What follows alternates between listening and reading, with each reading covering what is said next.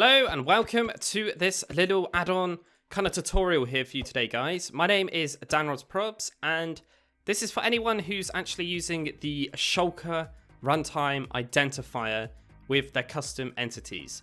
I've actually got a fix for it that will stop them from teleporting on transparent blocks, water, and slabs and things like that, basically. I've come up with a pretty good fix for it and it works pretty flawlessly, I must say. So I wanted to share it with you, okay? Because maybe some of you guys, would like to see how this is done, and then you could obviously use it for your future maps or whatever you want to do. So basically, I'm using Project DRP. I am still working on this, and I get so many people asking me, when is this coming out? I'm waiting for 1.16, guys, okay? That is the end of that, okay? But anyway, this video is not really about that, and yes, I'm using my drill that I've got, okay? So the Shulker Runtime Identifier is very, very common. And that is because it's actually pretty much a full block, like a block in Minecraft, i.e. like this crafting table. And a lot of people like to use it because, like I say, it acts like it's a block. So you can obviously make an entity that is actually in a block shape, which is quite nice. Now, the only issue with this is, if I was, for example, to put it on top of this prismarine slab, it will teleport. I don't even know where that's gone, but you might have seen us before. I had this issue in Raft Survival in my Let's Play. Here we go, the mulcher trade. So I believe this is like a composter that actually makes dirt. What? Oh dear. Where did that go? I'll have a little icon if you want to see that. And I've had issues with it before in the past. But for example, if I put it on top of this stone one here, oh, nothing happens. Okay. Now, I've kind of showed you here on this kind of sky block because a lot of people, like myself, would use oak slabs, right, at the start because, one, it's cheaper, and two, you don't really want mob spawning. So you would go under a block because obviously mobs can't spawn on half slabs that are a block under, basically. Again, I could put the drill on it and it won't actually teleport, which is pretty cool. But for example, with this prismarine one, I can't even, there we go, it just disappeared that quick. But you kind of get my gist here.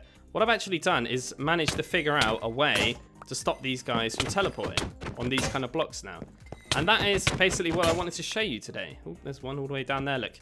But I've also done it for glass, because that's obviously a transparent block. And let me just show you that quickly. So we're going to place that down and boom, it doesn't even teleport, which is really, really cool. And I can obviously stack these right up next to each other. And it's not going to be an issue whatsoever, which is pretty cool. I've also done it for leaves and stuff like that, but it's all depending on what kind of map you're making. Now, I've kind of designed this to be mainly focused on skyblocky kind of maps, so you don't have this issue, okay? Which is pretty cool. So I'm going to get onto actually on my desktop now and explain how I've actually done this, okay? Because it's basically using animation controllers and functions, okay? So some of you might have already guessed what it is, but hey ho, I will get on with the rest of the tutorial. So I'm on my com.mojang, and this is all of the behaviors for Project DRP so far. And if I go to entities, go to generator, this is what I just showed you, the actual drill, okay? Originally, I called this a generator. I haven't changed it in the code yet, but it should be actually named as a drill. But this is what I'm talking about, this runtime identifier of a shulker. Now, this is how you make that entity act more like a real block in the game. Very, very powerful, but it has issues, as you saw. It unfortunately, it can teleport quite randomly if you don't do what I'm going to show you. So originally I thought maybe I could just change this, like teleport timings and stuff. It didn't make a difference whatsoever. Not really recommend that, but you can do that if you really want to. But I wouldn't really recommend it because it didn't really actually make any difference whatsoever. So what I actually did, you might have saw it already at the start there. If I go back, look, I've got a script and an animation here.